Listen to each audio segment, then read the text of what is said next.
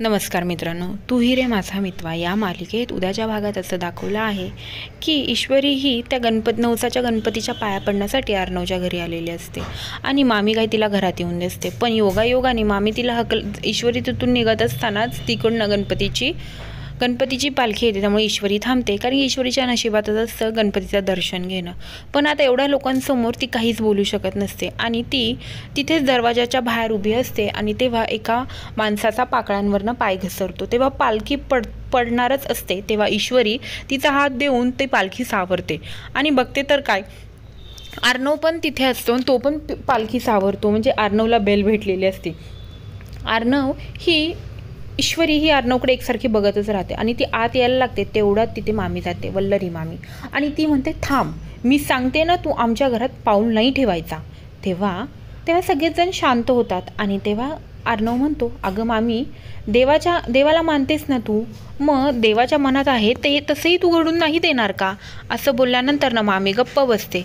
आणि आता चिंटूला बघितल्यामुळं अंजलीला खूपच आनंद झाला. असा चिंटू सुटला, माझा चिंटू घरी आला, हे बघून तिला खूप भारी वाटत असतं. आणि आता हे दोघंजणं आणि मागचे दोघंजणं मिळून पालखी जाग्यावर ठेवायला येतात.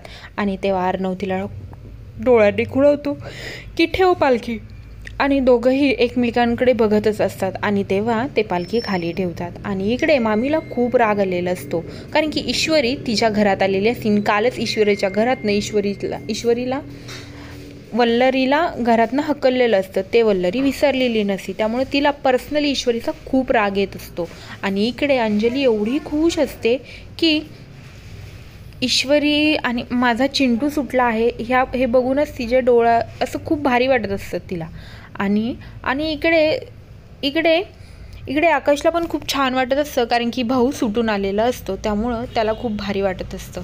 आणि आता ईश्वरीला काही कळत नसतं काय करायचं. ती देवापुढे हात जोडते आणि म्हणते, माझ्या बाबांचं जोपर्यंत ऑपरेशन होणार नाही तोपर्यंत मी अन्नाचा कण आणि पाण्याचा थेंबही घेणार नाही. हीच माझी प्रार्थना आहे की माझ्या बाबांचं ऑपरेशन लवकरात लवकर होऊ दे आणि त्यांना लवकरात लवकर बरं वाटू दे, असं ती देवाला प्रार्थना करते. आता खरंच गणपती बाप्पा तिचं ऐकेल का? आणि इकडे आता राकेश हॉस्पिटलमध्ये आलेला असतो आणि म्हणतो, माझी ईश्वरी जिलबी तर कुठे पोहोचेल काही सांगूच शकत नाही. तिच्यामुळे मला घरातनं बाहेर यावं लागलं. पण ईश्वरी, काळजी करू नको, तुझ्या बापाचं ऑपरेशन होणार नाही याची मी पुरेपूर काळजी घेईल, असं तो बोलत असतो. आणि इकडे ईश्वरी फक्त देवाला एकच प्रार्थना करत असते की माझ्या वडिलांना बरं वाटू दे आणि तुला माझी हाक ऐकावीच लागेल, कारण की माझे वडील आज संकटात आहे आणि तुला मला मदत करावीच लागेल. ईश्वरी खूप मनापासून हात जोडत असते. आणि आधीच अर्णवनी ईश्वरीच्या वडिलांची हेल्प करण्यासाठी मामाला तिकडे लावलेलं असतं. मामा हॉस्पिटलमध्ये पोचतो आणि सांगत असतो की आधीच आम्ही जी मदत केली आहे ती ईश्वरीला कळता कामा नाही. तसेच आता त्यांच्या ऑपरेशनला जो काही खर्च होणार आहे तो अर्णव करणार आहे आणि तोही कळता कामा नाही.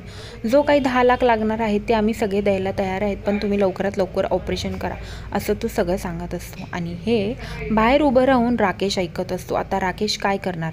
राकेश हे जी काय मदत आहे ती ठुकरायला भाग पाडेल का ईश्वरीला? आणि जर वडिलांचं ऑपरेशन झालं तर ईश्वरीच्या वडिलांनी पाहिलं असेल का की राकेशच होता तो गाडीवरनं उडवणारा मला, म्हणूनच राकेश त्यांच्या मागे लागला आहे का जीवाच्या? का राकेशचा अजून काही वेगळाच हेतू आहे? आता इकडे सांगितल्याप्रमाणे आता मामांनी सांगितल्याप्रमाणे डॉक्टर पण हो बोलतात. आणि इकडे आता राकेश अजून नवीन काय करणार? इकडे ईश्वरीचं दर्शन होतं आणि आता ईश्वरी अर्णवच्या घरनं निघायला लागते.